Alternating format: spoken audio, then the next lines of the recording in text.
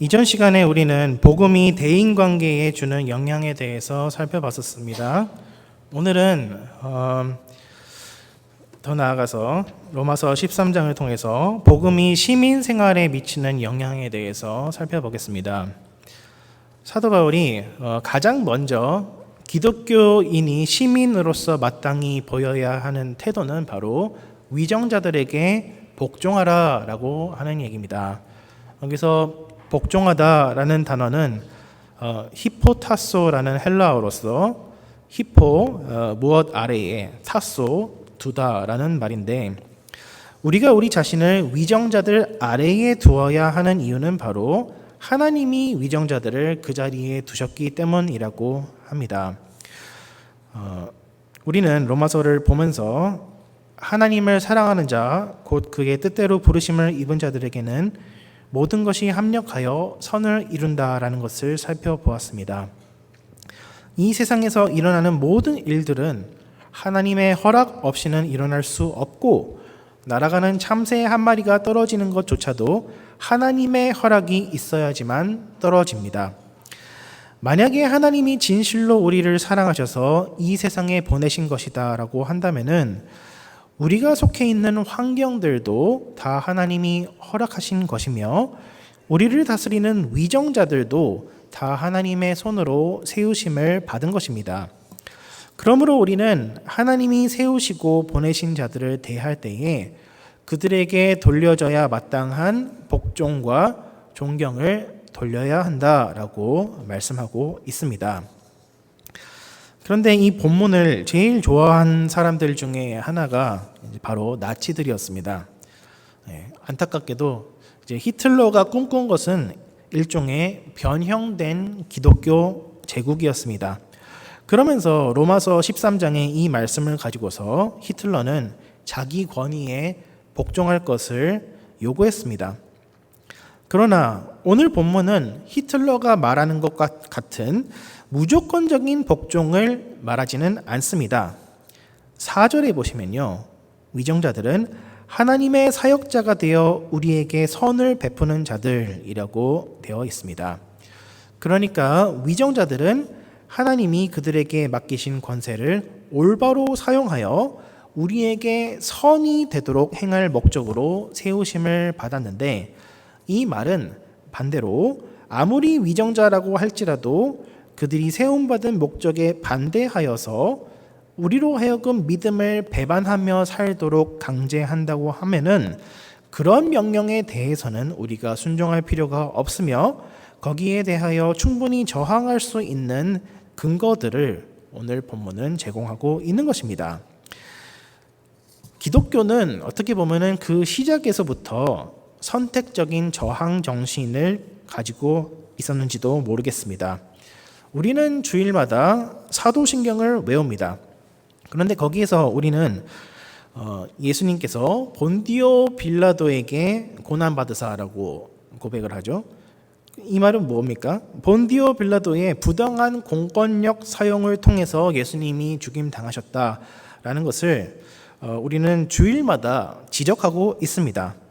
바꿔 말하자면 우리는 주일마다 예배당에 모여서 어떻게 보면은 로마 제국을 향하여서 피켓을 들고 시위하는 것이나 마찬가지입니다. 사도 베드로와 요한도 마찬가지로 위정자들에게 잡혀가지고 너희는 다시는 예수님의 그 복음을 전하지 말아라 라는 명령을 받았을 때에 어떻게 대답했습니까? 예, 알겠습니다. 위정자님이시여 당신의 뜻에 복종하겠습니다. 이러지 않고 우리가 하나님의 말을 놔두고 사람의 말을 따를 수 없다라고 저항했습니다. 사도 바울도 저항했습니다. 유대인들의 그 예루살렘을 방문해가지고 유대인들한테 고소를 당해가지고 잡혀 들어가잖아요. 감옥에 잡혀 들어가는데 그때 어떻게 합니까? 당신들의 판결이 옳다고 인정합니다라고 하지 않고 당신의 판결이 옳지 않으므로 내가 가이사에게 상소를 하겠습니다라고 하죠. 그 말은 뭐예요? 그 재판 과정에서 부당함이 있을 수 있고 거기에 대해서 저항할 수 있다라는 것을 의미하는 것이죠. 그렇지만 또 재판 도중에 그가 대제사장 대제사장인 줄 모르고 무례한 언행을 했을 때에 사도 바울은 곧바로 자기 자신의 잘못을 인정하며 대제사장인 줄 몰랐습니다 하고 사과하는 태도를 보여주기도 했습니다. 그러므로 오늘 본문이 우리에게 제시하고 있는 시민으로서의 태도는 무조건적인 순종도 아니며 그렇다고 해서 무조건적인 반항도 아닙니다. 이는 우리가 적절한 순종과 존경심을 보인다면은 권세자들에게 비굴하게 굴 필요가 없다는 것을 의미하기도 하며 또 다른 한편으로는 모든 위정자들과 싸우려고 하는 적대적인 태도를 가질 필요도 없다라는 것을 의미합니다. 그런데 이제 프랑스 혁명 이후 서구 문명이 민주주의를 받아들임으로써 상황은 더욱더 복잡해졌습니다. 근대 이전의 사회에서는 나라의 주권을 행사하는 사람들은 혈통에 의해서 왕족 혹은 귀족으로 정해졌습니다. 그런데 민주주의 사회에서는 나라의 주권이 누구에게 있습니까? 국민들에게 있는 거죠. 그럼 위정자가 누구예요? 나 자신도 포함하게 되는 것이죠. 대한민국 헌법 제1조 대한민국은 민주공화국이다. 대한민국의 주권은 국민에게 있고 모든 권력은 어디로부터 나온다? 국민으로부터 나오는 것이죠. 사도 바울의 시대에는 그저 귀족들 그리고 그들이 부리는 경찰력에 순종하기만 하면 되었지만 민주주의 사회에서 위정자들의 권세를 존중한다라고 하는 것은 단지 대통령 누구, 판사 누구, 경찰 누구를 존경해야 된다라는 것을 넘어서서 나 자신에게 주어진 주권을 온전히 행사해야 된다는 것을 의미합니다. 이 말인즉슨 우리는 한 사람의 시민으로서 누가 과연 우리를 대표하여 가장 나라를 잘 이끌어갈까 고민하고 연구하고 투표를 해야 할 뿐만 아니라 투표하고 나서도 위정자들이 똑바로 정치하고 있는지 끊임없이 감시해야 된다라는 뜻이기도 합니다. 이제 사도 바울은 예수 믿는 사람들이 정치를 대할 때에 비굴함과 적개심 그 사이에 어떤 중용을 취해야 된다라고 얘기를 했는데요. 그렇다면은 민주주의 사회에서 이것을 적용해 본다면은 어떤 모습일까요? 첫 번째, 민주사회의 위정자들에게도 우리가 마땅히 존경을 표해야 합니다. 혈통에 의해서 뽑혔든 투표를 통해서 뽑혔든 간에 다 하나님이 세우신 자들입니다. 믿는 사람들은 투표의 과정 속에서도 하나님이 개입하신다라는 것을 믿어야 합니다. 그리고 이것을 믿을 때에 우리는 어떠한 정권이 들어와도 우리는 그것을 하나님의 섭리로 받아들일 수 있게 됩니다. 팀 켈러 목사님은 그의 로마서 주석에서 위정자들을 향하여서 우리는 차분함과 거리감을 동시에 가져야 한다라고 말씀하십니다. 우선 우리는 정치를 대할 때에 좀 차분함을 가져야 되겠습니다. 모든 위정자들은 하나님이 세우셨다라고 합니다. 그런데 민주사회에서는 진보 정권과 보수 정권이 번갈아 가면서 집권합니다. 사람들은 각자의 정치 신념과 정치 성향을 다 가지고 있습니다. 그래서 자기가 지지하는 정당과 정치인이 집권하면은 하나님의 뜻이라고 쉽게 받아들입니다. 그러나 자기가 반대하는 정당과 정치인이 집권하면은 하나님의 뜻이 아니라고 생각합니다. 그리고 너무나 쉽게 나라가 망한 것처럼 생각합니다. 그런 생각의 밑바탕에는 반대쪽 사람들은 다 그 이성적으로 생각하지 못하는 사람들이라고 정치적인 판단을 제대로 하지 못하는 사람들이라는 생각이 깔려 있을 수도 있습니다. 그렇게 생각할 경우에 우리는 마음에 조급함이 생겨납니다. 그리고 상대방과는 대화가 불가능하다라고 생각하기도 합니다. 그렇게 되면은 남은 것은 싸워서 힘으로 누르는 수밖에 없습니다. 그러나 예수님 믿는 사람들은 자기와 생각이 다른 사람들이 집권하더라도 차분함을 가질 수 있습니다. 나라가 지금 잘못된 방향으로 가고 있는 것이 설령 맞다라고 할지라도 그래서 가까운 미래에 큰 고통이 다가올 것이 예상된다고 하더라도 우리가 차분해할 수 있는 이유는 바로 하나님이 모든 상황을 통제하고 있으시기 때문입니다. 하나님이 위정자들을 세우셨으면은 그 위정자들의 쓰임이 다할 때에 하나님이 그 권력을 거두어 가실 것입니다. 그리고 모든 권세가 하나님께로부터 나온다는 것을 우리가 고백할 때에 우리는 또한 적절한 거리감을 유지할 수 있습니다. 기독교인의 정치 활동에는 좀 거리감이 있어야 됩니다. 목사만 정치적으로 중립이어야 하는 것이 아니라 모든 기독교인들도 어느 정도는 정치 중립성을 가져야 합니다.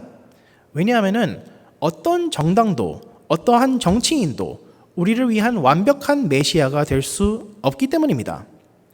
정당 혹은 정치인들은 때로는 어떤 일들을 잘 수행하기도 하지만 그렇지 않은 경우도 많습니다.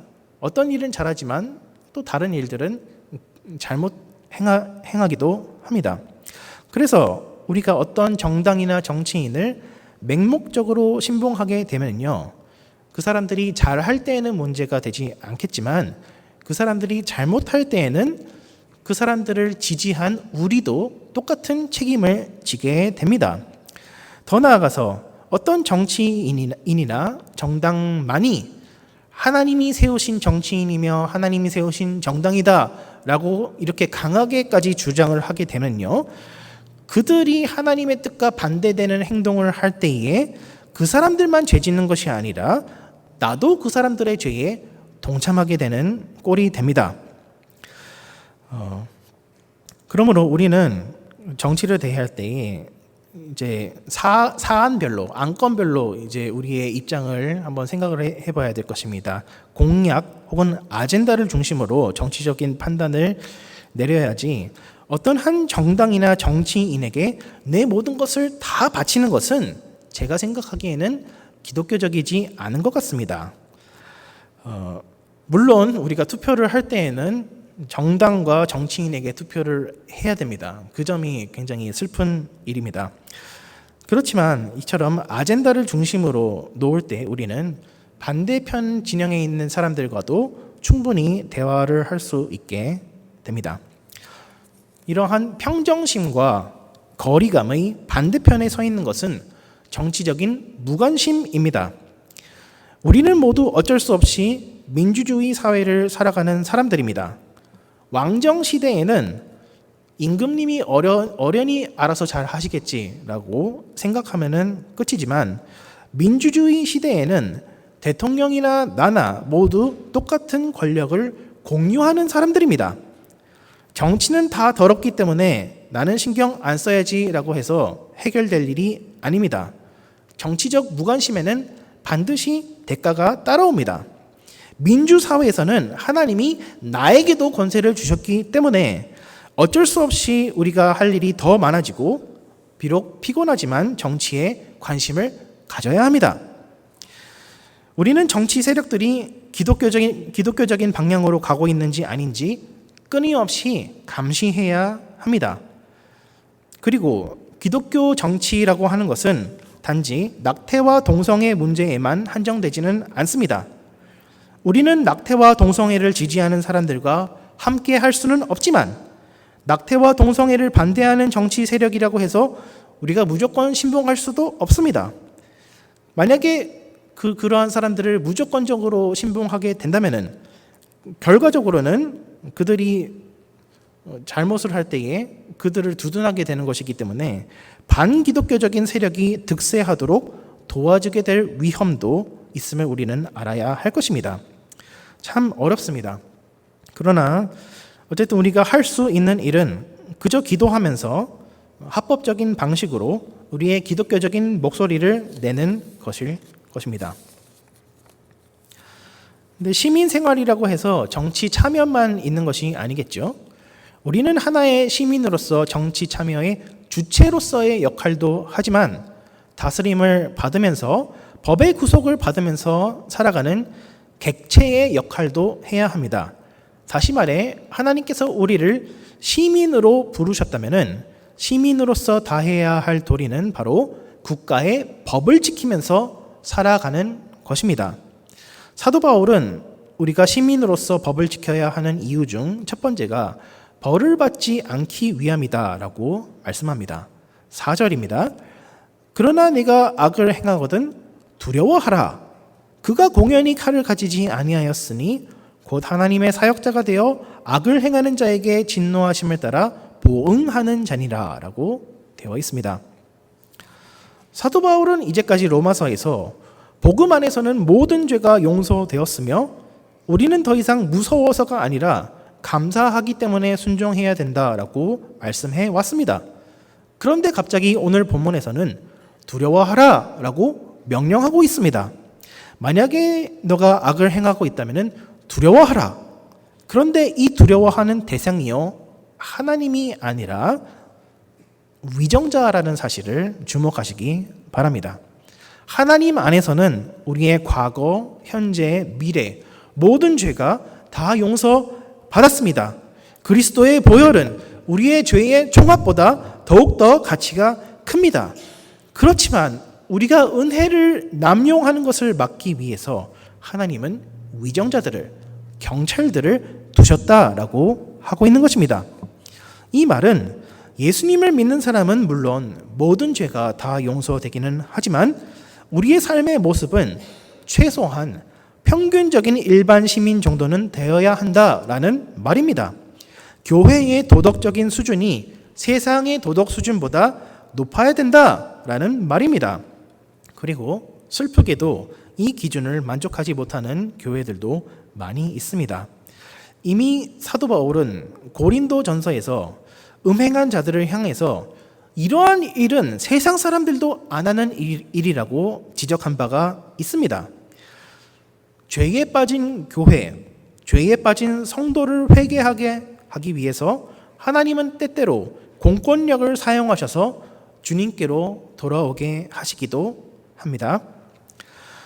두 번째로 우리가 법을 지키며 살아가야 하는 이유는 바로 우리의 양심 때문입니다. 5절에서 말씀합니다. 그러므로 복종하지 아니할 수 없으니 진노 때문에 할 것이 아니라 양심을 따라 할 것이라 라고 되어 있습니다. 어차피 법을 지켜야 될 거면은 억지로 법을 지키지 말고 양심을 따라 지키라라는 얘기지요. 사람의 마음에는 양심이라는 것이 있어서 우리가 선을 행하는지 안 행하는지 그 양심이 지켜보고 있습니다. 우리가 죄를 지을 때에 아무도 보지 않는다고 하더라도 양심이 그것을 보고서 우리의 마음을 찌릅니다. 그러므로 양심을 거스르지 않는 것은 매우 중요한 일입니다. 어떤 보수적인 집안에서 어떤 여학생이 있었다고 해요. 근데 좀 안 좋은 친구들을 사귀었다고 합니다. 근데 이 안 좋은 친구들은 그렇게 화장하는 거를 좋아하는 친구들이었다고 합니다. 그런데 이 부모님은 또 보수적인 부모님이라서 화장은 나쁜 애들이 하는 거야 라고 해서 화장을 금지했다고 합니다. 그런데 이 친구가 너무나 화장이 하고 싶어서 학교 갈 때 집에서 나올 때는 이제 맨 얼굴로 나가지만 학교에 가서 이제 화장을 하고 그리고 학교가 끝날 때에는 화장을 다 지우고 집에 돌아오는 식으로 생활을 반복했다고 합니다. 화장하는 게 죄입니까? 죄가 아닙니까? 화장을 하고 안 하고는 그렇게 큰 문제는 아닙니다. 하지만 이 친구가 학교에서 몰래 양심의 판단을 거슬러서 화장을 할 때마다 나는 나쁜 일을 하고 있어. 나는 나쁜 사람이야 라고 계속 스스로 생각했습니다. 그리고 결국 이 친구는 고등학교 졸업 이후에 타락의 길을 걸어갔다고 합니다. 아주 사소한 법이라고 할지라도 우리가 그것을 지켜야 하는 이유는 바로 양심 때문입니다. 우리가 쇼핑몰이나 학교 캠퍼스 안에서 스탑 사인 여러분 다 지키십니까? 그거를 지키지 않는다라고 해서 경찰이 잡아가지는 않습니다. 그러나 그러한 사소한 위법을 할 때마다 우리 양심은 이렇게 말합니다. 나는 이 정도 죄는 눈 감는 사람이야. 이런 의식을 우리 스스로에게 우리는 주입하고 있는 것입니다. 더 나아가서 누가 이런 불편한 법을 만들어가지고 우리를 괴롭히나라고 위정자들을 오히려 비판하는 그런 반항심을 갖게 합니다. 그러므로 우리는 우리의 양심을 위해서라도 법을 있는 그대로 존중할 줄 알아야 할 것입니다. 세 번째로 우리가 법을 지켜야 하는 이유는 사랑하기 때문에 법을 지켜야 한다라고 합니다. 10절에서는 말씀합니다. 사랑은 이웃에게 악을 행하지 아니하나니 그러므로 사랑은 율법의 완성이니라. 우리가 나라를 사랑하고 지역 사회를 사랑하는 방법 중 하나는 바로 법을 지키는 것이다 라고 하는 것입니다. 살인이나 간음, 도둑질이나 거짓 증언은 모두 이웃에게 해를 끼치는 행동이며 이는 이웃을 사랑하지 않는 행위입니다. 우리는 흔히 이웃과 지역사회, 나라를 사랑한다라고 할 때에 무슨 자원봉사를 하고 무슨 금모으기 운동을 해야지만 나라를 사랑한다라고 생각할 수도 있습니다. 그러나 오늘 본문에 따르면은 남에게 폐를 끼치지 않고 모든 사람에게 지켜야 할 바운더리를 잘 지키기만 해도 그것은 사랑을 실천하는 것이다 라고 하고 있습니다. 다시 말해서 우리가 사회에서 가지고 있는 각양각색의 모습대로 우리가 살아갈 때에 법을 지키면서 우리에게 맡겨진 일에 최선을 다하는 것이 이웃 사랑을 실천하는 길이다라고 하는 이야기입니다.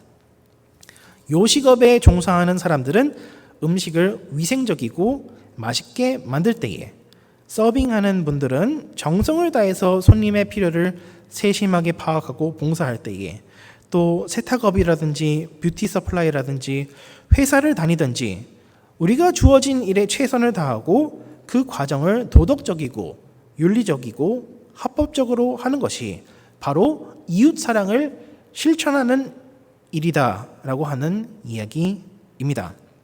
어떻게 보면 당연한 이야기일 수도 있지만 사업하면서 법을 다 지키는 것이 그렇게 쉬운 일은 아니지 않습니까? 그리고 회사를 다니면서 그 윗사람들이 불법적인 일을 시킬 때 우리는 참 그 갈등에 빠지기도 합니다. 그렇지만 타의적으로 우리가 불법을 행할 때도 있지만 또 반대로 내가 게으르기 때문에 혹은 내가 이득을 보고 싶기 때문에 법을 어기는 경우도 많이 있습니다. 그럴 경우에 내가 법을 어기는 경우 그것 때문에 나 아닌 다른 누군가가 손해를 볼 수도 있다는 것을 우리는 생각해야 합니다. 우리는 이웃을 사랑한다면 법을 지켜야 합니다. 사도 바울은 처음에는 위정자들이 무서워서 법을 지켜야 된다라고 시작하지만 이제는 이웃을 사랑하기 때문에 법을 지키라라고 해서 다시 복음적인 관점으로 돌아옵니다. 우리는 무슨 일을 행하든지 예수 그리스도로 옷 입은 사람들로 행해야 합니다. 이 말은 우리가 직장에서 예수님의 유니폼을 입은 사람들이다 라고 하는 이야기입니다. 우리가 모든 것을 법대로 도덕적으로 행할 때에 우리는 단지 이웃들을 유익하게 할 뿐만 아니라 우리의 유니폼의 주인이신 하나님께 영광을 돌리게 됩니다. 사도 바울은 계속해서 말씀하시기를 구원의 때가 점점 다가오고 있다라고 합니다. 여러분, 구원의 때는 다가오는 것입니다. 우리가 구원을 가져오거나 구원의 날을 앞당길 수 있는 것이 아닙니다. 우리는 다만 구원의 때를 대비해서 그리스도로 옷 입을 뿐입니다. 이 말씀은 우리가 세상과 어떠한 관계를 맺어야 하는지에 대해서도 알려주는 말씀입니다. 세상의 구원은 우리가 이루는 것이 아닙니다. 하나님께서 하시는 것입니다. 그러나 반대로 세상은 절박한 사람의 초인적인 노력을 통해서 구원을 받는다라고 이야기합니다. 그러나 우리는 구원이 이미 우리에게 은혜로 주어졌다라는 것을 믿습니다. 그러므로 우리는 그저 감사함으로 우리의 태도와 행동을 똑바로 할 뿐입니다. 그리하여서 가정과 직장에서 그저 말씀대로 우리가 똑바로 살아가려고 노력하다 보면은 예수님이 오시는 것입니다. C.S. 루이스의 나니아 연대기에서는 그 종말이 임하는 장면을 볼 수가 있습니다. 참 신기한데요. 어떻게 여러분은 종말이 어떻게 온다고 생각하십니까? 나니아 왕국이 어떻게 임하게 되었을까요? 모든 백성들이 그 나쁜 친구들을 다 그 싸움에서 이겼기 때문에 나니아 왕국이 도래할까요? 아닙니다. 그저 싸움이 정말로 치열하고 누가 이길지 모를지 자신할 수 없는 가운데 그렇게 믿음을 지키면서 그 싸우다가 갑자기 아슬란이 도착하고 나니아 왕국이 임하게 됩니다. 우리는 우리가 살아내고 있는 이 일상이라고 하는 것을 잘 이해해야 합니다. 우리의 성공과 행복이 우리의 직업과 우리의 사회생활에 달려있는 것이라고 생각한다면 우리는 우리의 일상의 의미를 너무 지나치게 해석하게 되며 그 결과 우리가 원하는 목표를 이루지 못할 때에 우리의 일상은 너무나도 초라해지게 됩니다. 그러나 복음은 우리의 일상을 똑바로 바라볼 수 있게 해줍니다. 내가 집안일을 하더라도, 내가 손님 응대를 하더라도, 내가 청소를 하더라도 그것은 이웃사랑을 실천하는 것이며 예수님께 영광 돌리는 행위입니다. 최후 승리는 예수님께서 주시지만 일상에서 선한 싸움을 싸우는 우리의 고군분투를 하나님은 기뻐 사용하십니다. 그것이 바로 나라를 사랑하는 길이고 그것이 바로 하나님 나라가 임하시는 길입니다. 말씀을 따라 순종할 때에 우리가 이 나라와 이 땅에 빛과 소금으로서 아름답게 기여하는 저와 여러분 되시기를 주님의 이름으로 축원합니다. 기도하겠습니다.